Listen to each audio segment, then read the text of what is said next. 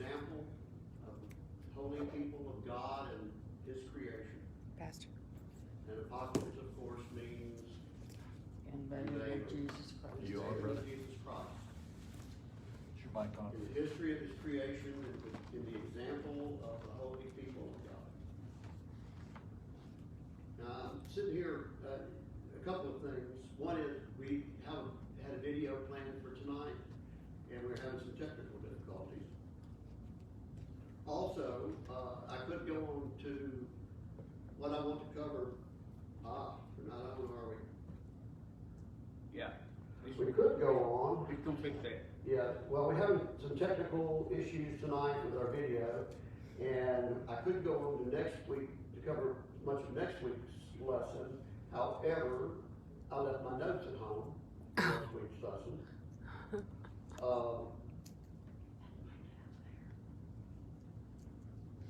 We do want to continue in the theme of the 17th and 18th chapters of the Revelation, where the two characters are introduced, the scarlet beast with 7 heads full of blasphemous names, and the woman that rides the beast. We spent a couple of chapters now setting up and identifying the beast and its nature. We understand at this point that the beast is actually the same beast that arises from the sea, which in its infancy has the 7 heads of the 4 beasts of Daniel's prophecy in his chapter 7. One of those heads, according to Daniel, the head of the 4th beast, the 4th beast is killed and his body burned. And so that head in the beast that emerges from the sea seems to have had a fatal wound. Now we see that same beast reemerge in the 17th chapter. And remember, the beast was the secular Israel with its false prophet of rabbinical Judaism, personified as Bar Kokhba and Rabbi Akiva. Well, then we see the destruction of the nation. But then, in the 15th and 16th chapters, we see another great sign in heaven, and we see that they're in the land again. And so this beast is not, but shall be, from John's perspective, prophesying the return of a secular nation of Israel. Now, so the beast is grown up, and it grew up to look just like the red dragon in chapter 12, whose tail sweeps a third of the stars, and it pursues the children of the woman. And when the earth hides the children of the woman, he turns his attention to the other children of the woman, those who profess the testimony of Jesus Christ.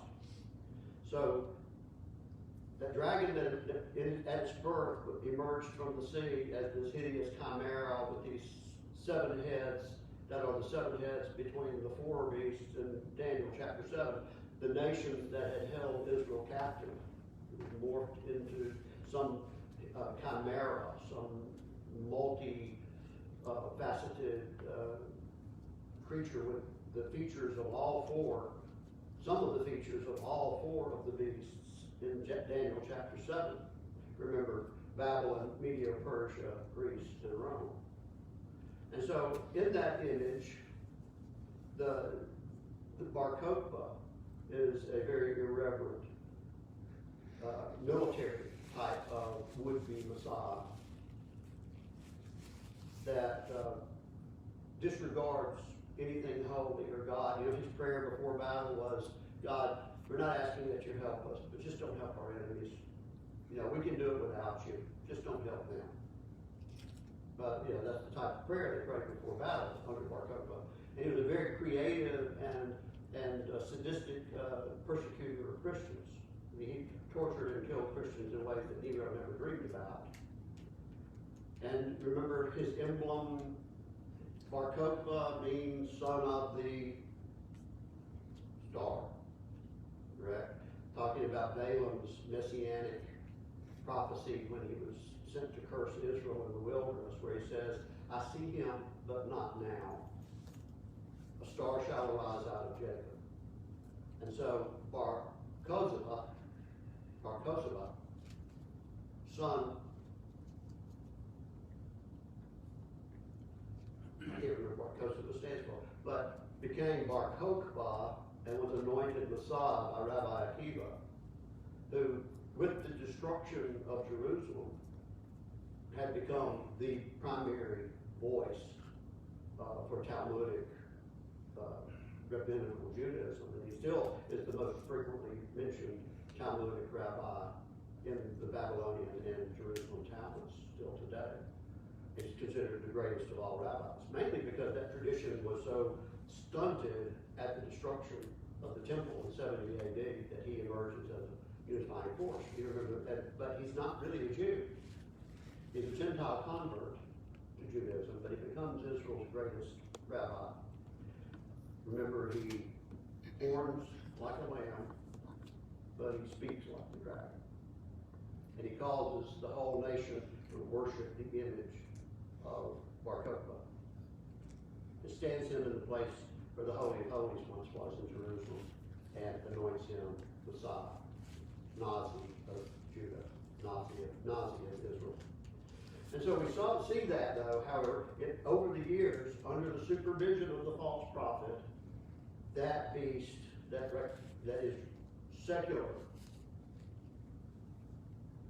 Israel, grows gradually and morphs eventually, that by the time Israel returns to their land, the Eretz Israel, the land of Israel, it's now the splitting image of the dragon, Satan. Now we've traced a little bit of that evolution, and remember we talked about Sabbatai Zedek, and Sabbatai Zedek followed Rabbi Luria and the Lurian Kabbalah, how the Kabbalah, or the mystic aspects of Judaism, established by Rabbi Akiva, and his immediate disciple was actually responsible for writing the Holy Zohar. The Zohar, really nothing holy about it. That was mainly contemplative and how did we get here? Why are we here? There's a contemplative type of mysticism. But under Rabbi Luria in the 16th century, the 1500s, Rabbi Luria rewrites the Kabbalah.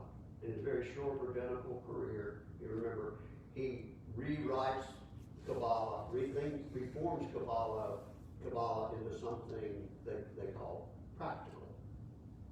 In other words, you actually change creation. In fact, there's even this delusion that Jews are somehow responsible for creation, and they are, in fact, the creators. And it makes the range from just making the world a better place through thought to black magic. It runs that entire range. And that is modern Kabbalism. Now, that's sort of Lurian Kabbalah laid the groundwork, and along with some very heinous anti-Semitic pogroms in Kiev, around what is now modern Ukraine, the Jews were fertile ground for some type of messianic influence. They were looking for a Messiah. They had been persecuted terribly. Rabbi Luria had provided this mysticism by which they could conjure the Messiah. They could bring the Messiah by their own efforts. All these things, and then the Christians didn't help. Because there was a group of Christians, you know how we like to date set. You know, whether you're a Millwright or whether, you're 80 reasons why Jesus will return in 1980 or whatever it is. We're always setting these dates. And, well, there was no exception. So there were Christians running around talking about 1666. And it just so happened that the Gregorian calendar's date of 1666 corresponded with the Jewish calendar.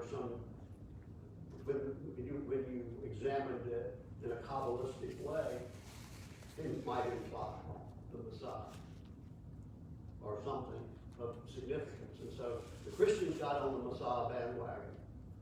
The Jews were on the Messiah bandwagon. Everybody wanted to see the Messiah. Jews were looking for one kind of Messiah.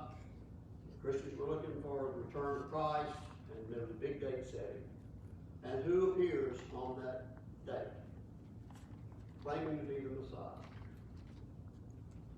Sabbatai to me. In the Kabbalah, the sixth day of the week is associated with the planet Saturn. Now, there's a lot wrong with that. From an astrological standpoint, from an arcane and esoteric standpoint, there's just a whole lot wrong. You just have to take my word for it, because it's so obscure and complicated to explain. But the number 666 has significance. It's equated with the Sabbath. The Sabbath, it was not unusual for children, for sons who were born on the Sabbath to be named Sabbatai or Saturn, after the planet Saturn, if they were born on the Sabbath in medieval times. And that's after the appearance of Kabbalistic astrology. And so he bore the name Sabbatai, Saturn.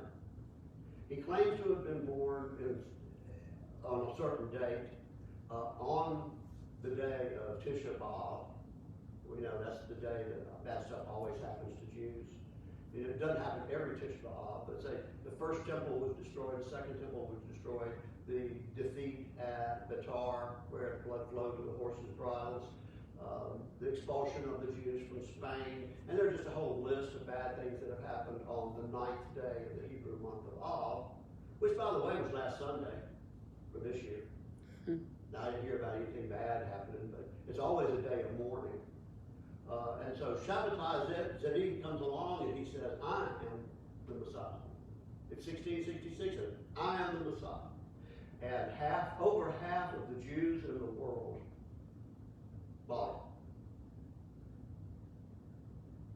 it. Some of them, he prophesied that they were going to be spiritually transported to the Holy Land, and a significant number of German Jews and Polish Jews took the roofs off their houses to facilitate the journey.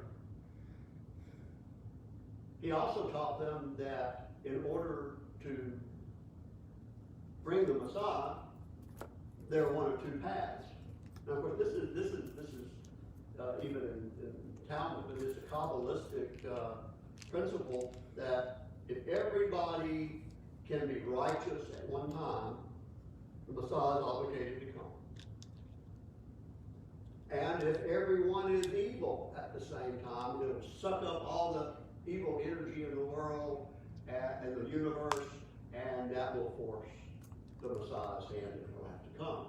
Well, Sabbatai decided that it's a lot easier to get everybody to be evil at once than it is to get everybody to be righteous at once. And so that's the path they took. And so he said, if in the law it says do not commit adultery, that means you're obligated to commit some adultery. If it means do not kill, that means you're obligated to break that commandment. Now, he wasn't as upfront about that as his later disciple, Jacob Frank, or Yaakov Frank. We'll get to him, but he wasn't as upfront about it, but he was effective enough so that the Sabbateans, as they were called, the followers of Sabbatai Zedek, would wife swap. They were called the wife swapping Jews. They would provide their daughters and their wives, and it was just kind of an orgiastic free-for-all all over Europe, all over the Jewish world. Like I said, over 50% of Jews bought his messianic tale. And he ends up converting to Islam. And then when some people get disillusioned, he said, oh no, that's part of the deal. He said, we got to, we'll save the Muslims. I can be the Messiah to the Muslims too. And so they created, in Turkey, for instance, the Doma, who were outwardly Muslims, but secretly practiced Kabbalistic Judaism, the Sabbatean way. Not by keeping the Torah, but by violating the Torah. Now, he goes on to ignominious end, but there's still Sabbateans all over the place. And the Sabbatean sect began in Germany and Poland. And it's still the headquarters of Sabbatean Judaism. And along comes a guy who's born into a Sabbatean family who claims to be the reincarnation of Sabbatai. His name, Jacob Frank, or Jacob Frank. And the Frankism becomes the new face of Sabbateanism. Now, Frank says you're obligated to break every commandment. By breaking every commandment, you're actually using up all the negative energy in the universe and will bring on the Messianic age and will build something great. He says, I didn't come to build cities, I came to destroy cities and nations, but what I will build will be of eternal worth. Well, Sabbatai converted to Islam and left behind some Sabbatean influence in Islam, which now they call Sufism. And Frank becomes a convert of the Roman Catholic Church and brings tens of thousands of Frankists with him into the Roman Catholic Church. And now you see the influence to this day in the Roman Church. Now, when we talked about Solomon and his turn toward the Saturnal deities, the deities that are associated with the planet Saturn, are what Solomon began to worship in his old age. He became especially a devotee to Ashtaroth, who is the female consort, the female aspect of the Saturnal deity Moloch. And you remember he erected altars to Moloch and Chemosh, the abominations respectively of the Ammonites and the Moabites. And the sacrifice that they demand is children, child sacrifice. Well, one of those commandments in the Old Testament, in black and white, one of the 613 direct commandments that one can find in the law of Moses, one of them is, you shall not give your children to Moloch. Joseph Frank said, you must break all 613. So as unthinkable as it is, it becomes a requirement for the Sabbateans and the Frankists are now required to offer children to Moloch. And so when you understand that the Sabbatean cult and system is still alive and well in this nation, in the world, you understand that that red beast, that scarlet beast, is not merely a world economic system, because the world economic system is controlled by Sabbateans. It's not just the entertainment industry, although Hollywood, does anybody know what's made out of Hollywood? Holly doesn't particularly grow well around Los Angeles, so that part of California. You know why it's called Hollywood? Because a druid's magic wand is made out of Hollywood, and the spell that they cast has had its effect on the world. Is the education system, politics, all of these things are controlled, and international banking, our Federal Reserve, the Bank of International Settlements in Switzerland, all these things are controlled by people that are sworn Sabbateans. The earliest secular Zionists, the ones that founded the nation of Israel, were Sabbatean Jews. They call themselves secular, but they're not truly secular. They have a religion, but it's Sabbatean. It's the sect of Sabbatai. And what is their symbol?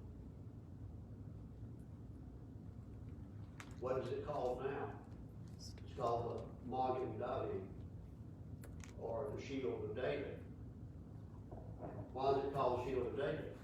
Does it have anything to do with David? No. But I'll tell you what is referred to by that term in the Talmud. The God of Israel is referred to as the Shield of David, and the Shield of David is the sign of Saturn.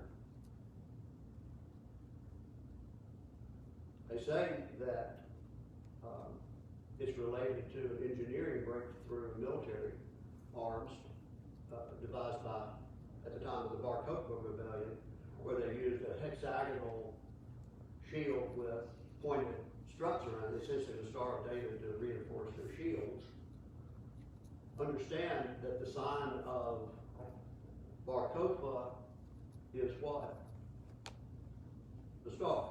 It's what his name means, son of the star.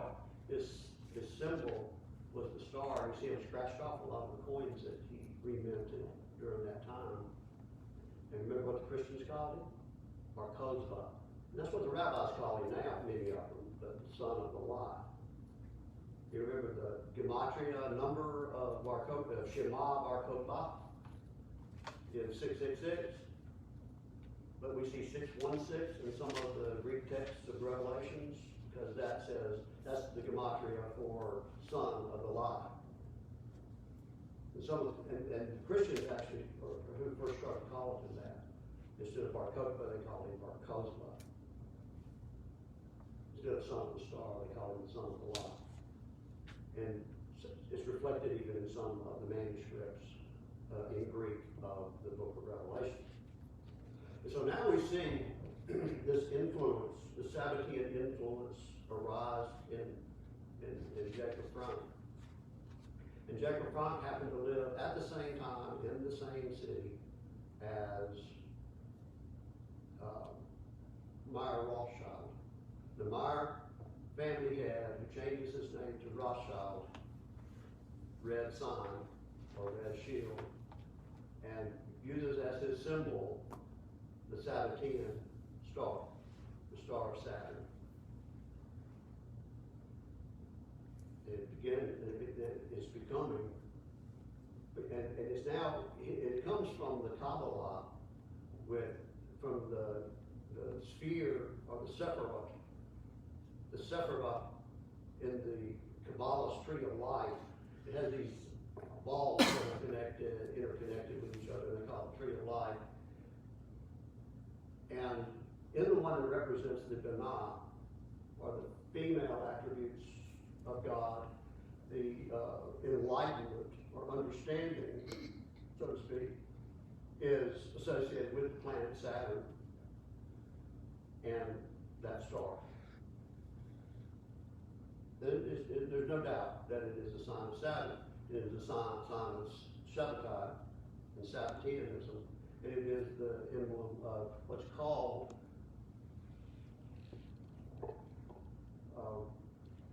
what in terms secular Zionism, but secular not in the true sense of the term, as being not associated with religion. So we know that from our study, let's go on to the 17th chapter of Revelation.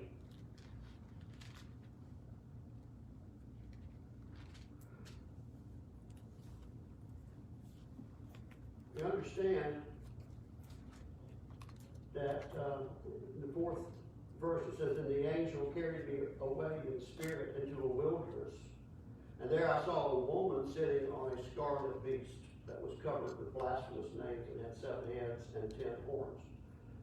The woman was dressed in purple and scarlet and was glittering with gold, precious stones, and pearls. She held a golden cup in her hand filled with abominable things and the filth of her adulteries. The name written on her forehead was a mystery, Babylon the Great, the mother of prostitutes and of the abominations of the earth."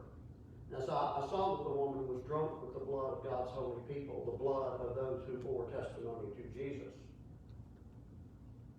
When I saw her, I was greatly astonished, and the angel said to me, "Why are you astonished? I'll explain to you the mystery of the woman and of the beast she rides, which has the 7 heads and 10 horns. The beast which you saw once was, now is not, and yet will come up out of the abyss and go to its destruction. The inhabitants of the earth whose names have not been written in the book of life in the creation of the world will be astonished when they see the beast, because it once was, now is not, and yet will come. This calls for a mind with wisdom. The 7 heads are 7 hills on which the woman sits. They are also 7 kings. 5 have fallen, 1 is, the other has not yet come. But when he does come, he must remain only for a little while. The beast who once was, and now is not, is an 8th king. He belongs to the 7 and is going to his destruction. The 10 horns you saw are 10 kings who have not yet received the kingdom, but who for 1 hour will receive authority as kings along with the beast.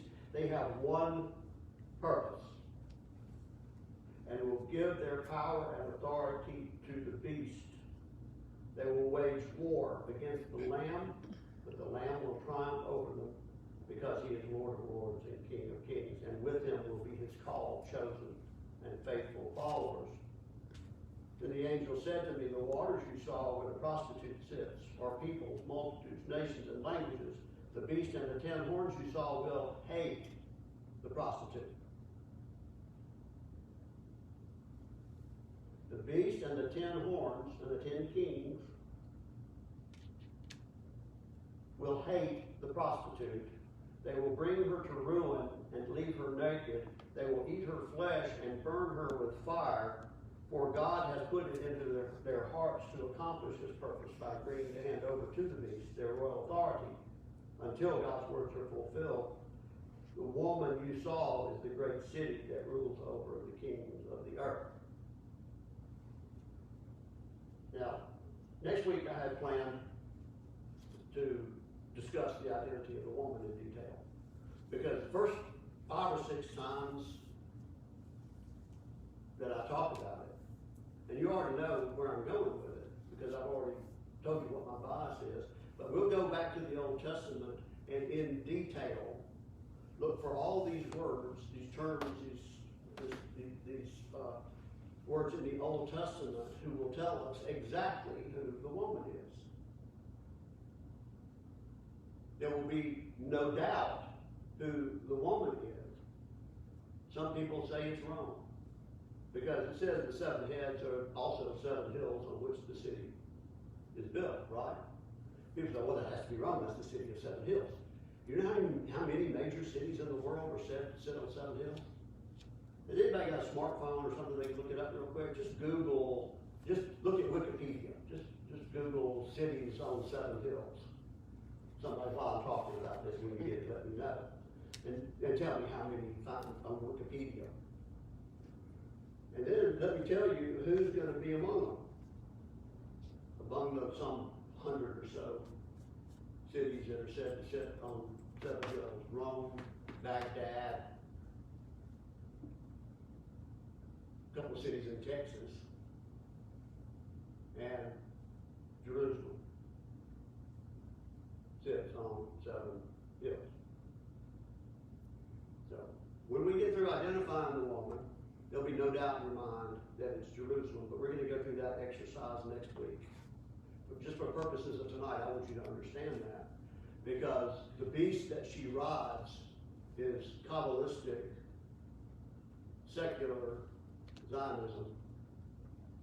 It's Sabbateanism.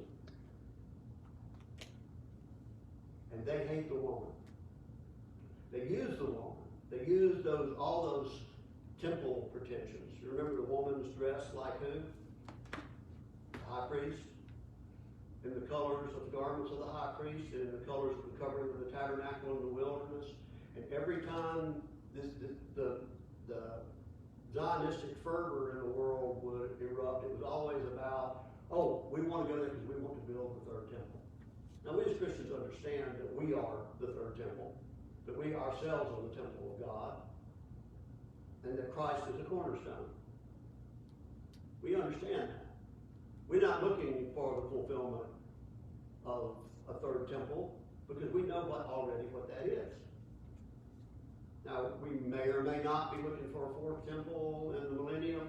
They get the millennium all messed up and think that the chapters 37 onward in Ezekiel are about the millennium, but it doesn't take too much of a reading of that to know that's not the case.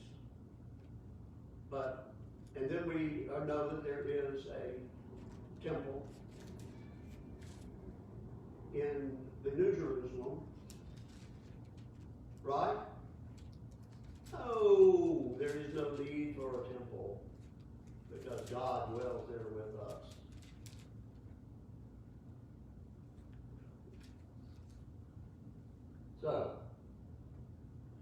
So it's important to know, understand why it is that the beast hates the woman. And we also will understand from that the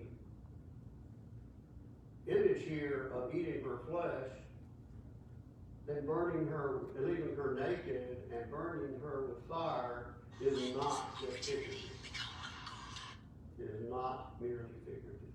Has anybody got Wikipedia open now for cities that sit on 7 hills? Well, there's at least 17. And Huh? at least 17. That 17 just in South America. Yeah. Because so there's different places all over the. Well, it lists them for every continent. Yeah. Africa, Asia, South America, North America, and almost 100 in all. So you can't say, oh, that means Rome. Well, no, it doesn't. It means Jerusalem.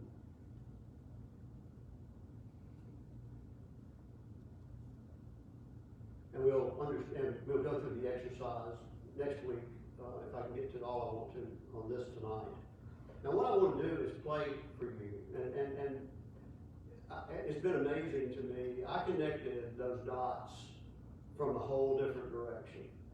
Just knowing a little bit of history and who Sabotage David was and who Jacob Frank was, and just from other reading.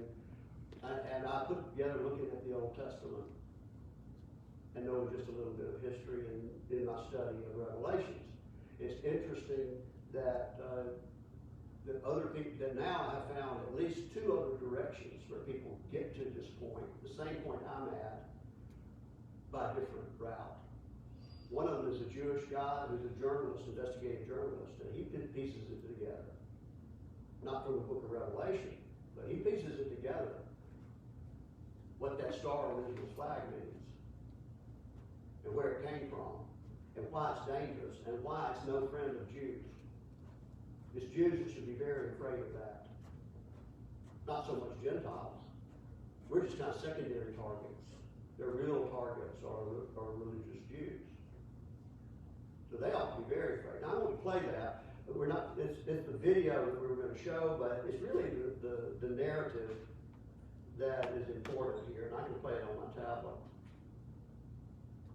So I'll find just that section where it's the Jewish journalist speaking.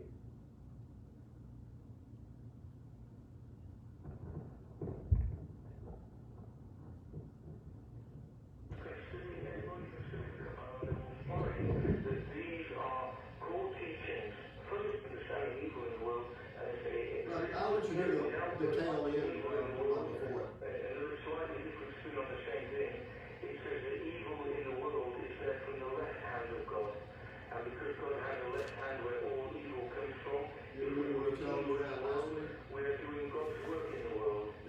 Good with his right hand and evil with his left hand, and they do evil or just doing God's work, doing God's work. Everybody consider the Kabbalah, they will find that these are core teachings, fundamental, not extreme to one side. These are very, very central to the core, because they say God is infinite, without personality, and therefore evil exists, and they use the Kabbalah as the basis for understanding evil in the world, and they say it exists, but it's not really evil. And specifically, the luring Kabbalah. And you will find that these people believe the same thing throughout time. This is the Jewish journalist. He really should be a Jewish history,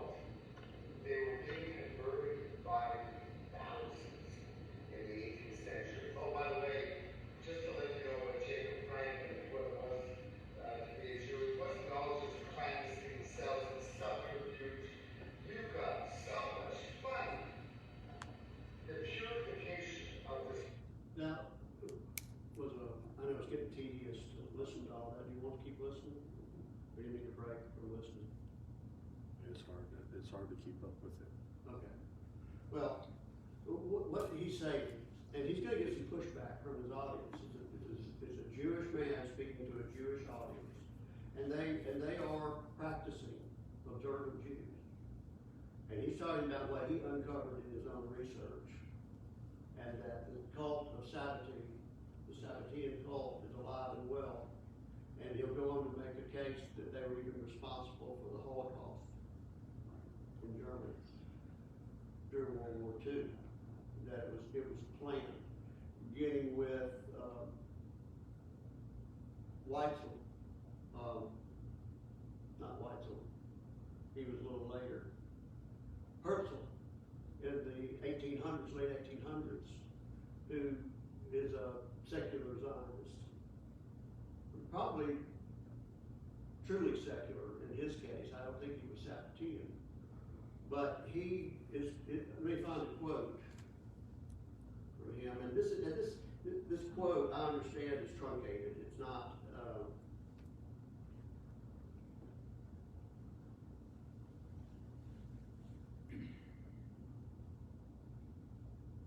so there's some of the words are left out. It doesn't read quite as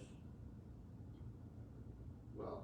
Anyway, he makes a connection between Jacob Frank, the Sabbateans, and the Rothschild family, as well as a character named Adam Weishaupt,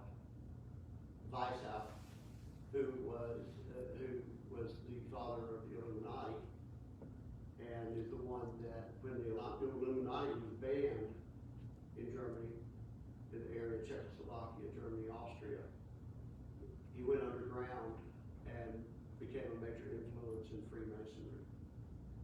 And is responsible for that's the reason that Freemasonry now is nothing but Kabbalah and ritual magic for Gentiles.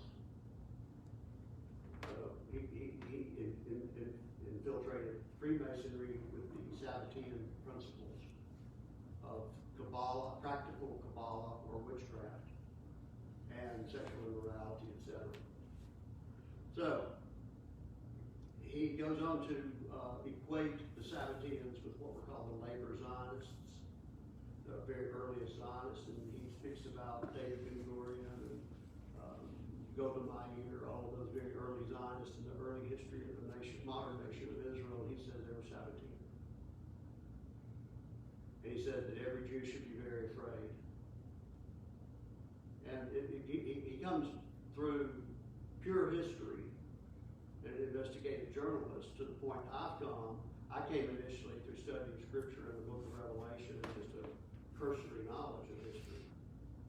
And then there are others. This is actually posted by a very interesting character.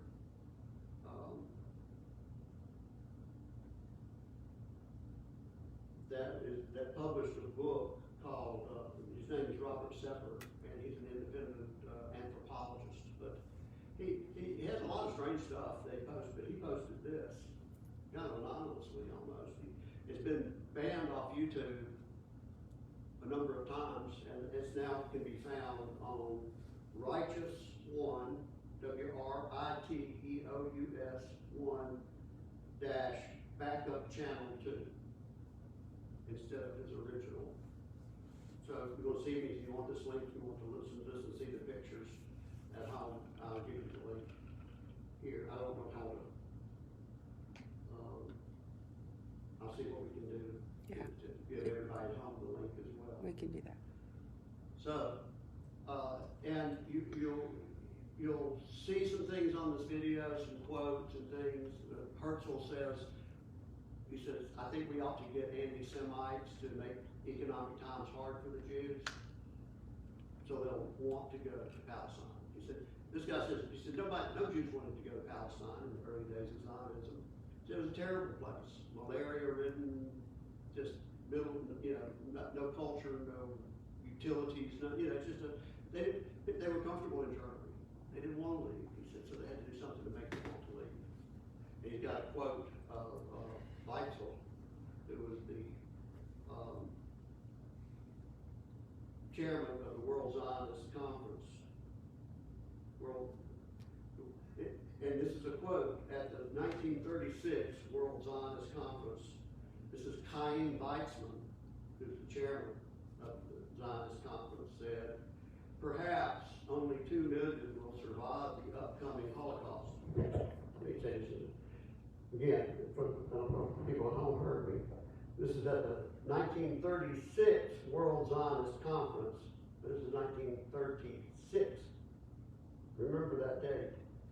Chaim Weizmann said, perhaps only 2 million will survive the upcoming Holocaust, but they will be ready for life in Palestine. Let that sink in. Everybody knows what the Holocaust was. Well, it's called the Holocaust. It's called the show up by Jews, the tragedy, but by the people that thought it up, they're the ones that gave it the name Holocaust. You know what Holocaust means? That's the word that's used in the Septuagint Greek translation of the Old Testament for a burnt offering. A holy burnt offering is a holocaust in Greek. This was the offering of their own people to achieve their ends, to get them ready to actually move to Eretz Israel, or the land of Israel, Palestine. Now, that's going to be instantly labeled as anti-Semitic. But if that is true, if it is the Sabbatean influence that has religious Jews all gathered into one place for their own political ends, it can't be good. It can't be good for the world. It can't be good for Jews. So if people want to accuse us as we study this, and we identify the beast, the scarlet beast, as a Sabbatean influence in the world, government, finance, entertainment, education, every aspect of our lives, our monetary, our dollar bill is full of these eternal symbols. Anybody doubts what the mark of that beast is? It's a star of Saturn. And this will be labeled anti-Semitic, but it's not anti-Semitic. If you love the Jewish people, they need to know the influence that is going to destroy them. Because as we nail down the woman whose intent it is, that the beast intends and has one purpose, and that is to destroy the woman, to leave her naked and impoverished, and to eat her flesh and burn her with fire. Visions of the Holocaust come to mind there, don't they? If that's the intent of this beast, then it would be very anti-Semitic, so to speak, not to warn them with it. Especially since we know that is indeed the shield of their God, of the Sabbatean God. Saturn, Moloch, Chemosh, Rimpa, Milcom, by whatever name he goes, Saturn or Cronus, by whatever name he goes, he and his female consort, Ashura, represented by an upright triangle for the male of the deity and the downward pointing triangle merged together into one entity.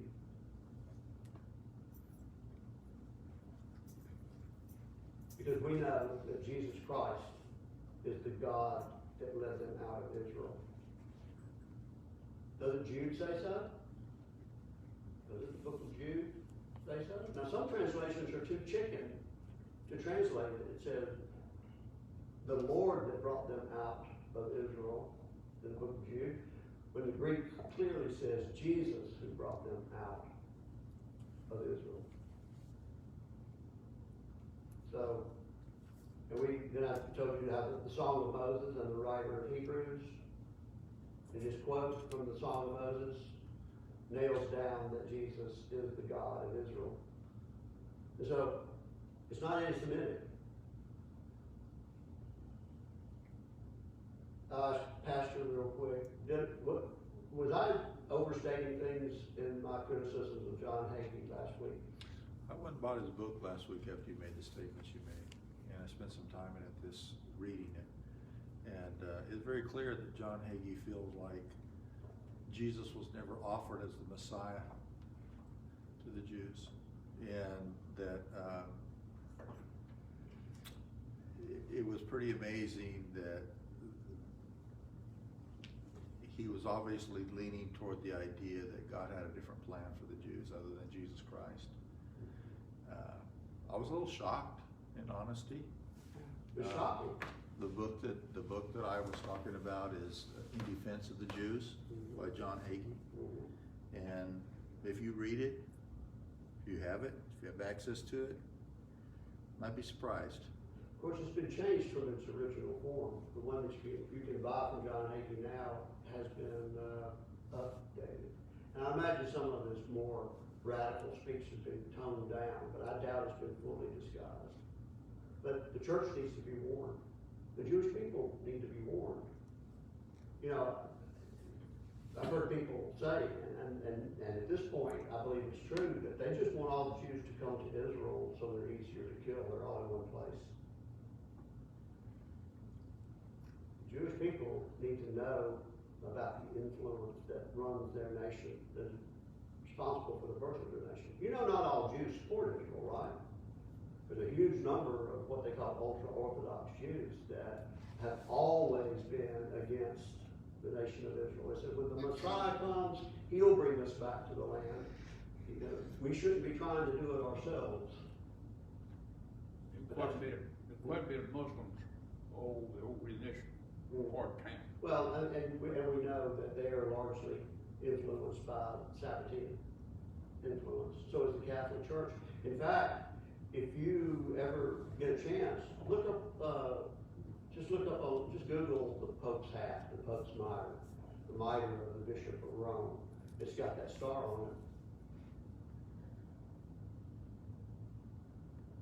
And there's a lot of saturnal imagery in the Vatican and in the masses that are held there at St. Peter's Basilica. So the influences in Christianity, influences in Judaism, is in things that are called secular but are not. It's influences in our politics, in our monetary system, in our entertainment system. It is pervasive. It is in fact a world system that is the Antichrist and is pushing for a world united around Jerusalem under a single leadership. And that plot has been hatched on that mountain called Megadon, Armageddon, the mountain of assembly, otherwise known as Givat Ram in Jerusalem. So, that's it for tonight. Might I say something? Yes. I think the bottom line of all of this that you've been talking about for a few weeks, in my view, I mean, I can't speak for you, but from my perspective is that the message that Christ brought and the message that Paul and the early church brought was, it was Jesus Christ, and he was the way, the truth, and the life. And if we're going to get to heaven, it's going to be through him. And what you've been talking about for the last several weeks is substitutions for that true bottom line message of Jesus Christ. Surprisingly, some of the folks that we would generally think are in favor of the Jewish people coming under the umbrella of God's protection are viewing it from a different way. And if I understood correctly what I read in the book, and John Hagee is a big promoter of the Jewish Zionist movement. He joins in the idea that Christ did not really offer himself. He literally says this: Christ did not offer himself as the Messiah to the Jews. He resisted being called their Messiah. He resisted them embracing him as Messiah. He says that very clearly in the book. And in so doing, he embraces the idea that the Messiah is to restore a national Israel, in the sense that they are elevated in a governmental place rather than the redemptive place of Jesus Christ. And it's quite quite stirring, because I know that there are a lot of Christian people that feel like John Hagee is a big promoter and is in favor of the Jewish people. And what I see very clearly is that a lot of the confusion and a lot of the movement that we see around us is moving toward a governmental structure, but not in Jesus Christ being the Lord and Savior, the redemption. And that's unsettling. It's unsettling for me. Yeah, it's a love, the kind of love that when a car passes you headed for the bridge that's out, the guy says, "Aren't you going to tell him?" He said, "No, he'll find out." If that's going to be called anti-Semitic, you know, there's no hope. But that's what this world is doing. It's a lie. It's the great deception under which the world has fallen. And I think that this is just more evidence to me that the Revelation is about the example of the chosen people of God. It shows the consequences of a world that rejects its Christ, rejects its Messiah, and we're going to get to the glorious reward for those that accept Him. Those, as many as accepted Him, gave He the authority to become the children of God. So we're going to see the glorious end, but this tragic example of the chosen people of Israel, and we understand that when we read Deuteronomy 29th chapter a couple of weeks ago, where it said, if any man or woman, clan or tribe, read here, tribe of Judah, pronounces on himself a blessing, saying, we will not suffer even though we go our own way, we'll be fine. They pronounce that blessing on themselves, destruction comes. It says, I will make their land a wasteland of salt and sulfur, like Sodom and Gomorrah and Zebulun. And we're told that the woman won't be destroyed. We're going to see the fate of the woman here. And she's not going to be destroyed by anti-Semitic Gentiles. She's going to be destroyed by the same influence of that same symbol that flies on their flag. And the kings that give themselves over to that beast. We have been entrusted with a simple message of Jesus Christ. A simple message of Jesus Christ and Him crucified. And there's a lot of confusion, there's a lot of energy, there's a lot of smoke and mirrors, there's a lot of whirlwind that's out there that really feeds into the idea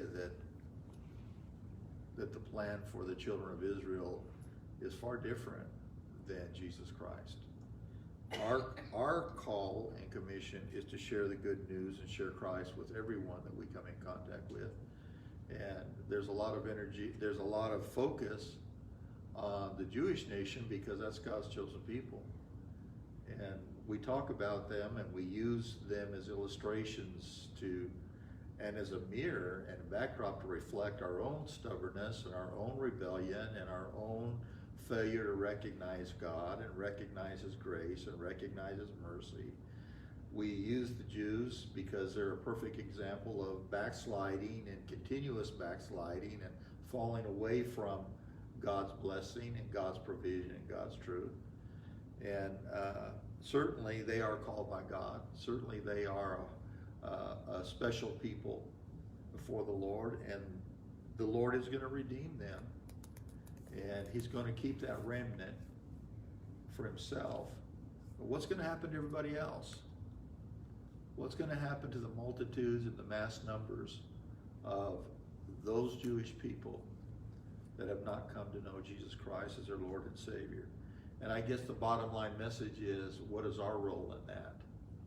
Because if we are quiet and fail to recognize our responsibilities as believers in Christ, and if we fail to share the message of Christ in an effective way to our Jewish friends and neighbors and people that we care about and that we love, whose responsibility is it to share the good news? And incredibly, it always comes back to the followers of Christ. And we must speak up. Final warning, and we'll close tonight's lesson. This is a warning to the Sabbatians and the Frankists and all like them. Woe, this is Isaiah 5:20. Woe to those who call evil good and good evil, who put darkness for light and light for darkness, who put bitter for sweet and sweet for bitter. Woe to those who are wise in their own eyes and clever in their own sight. Good night.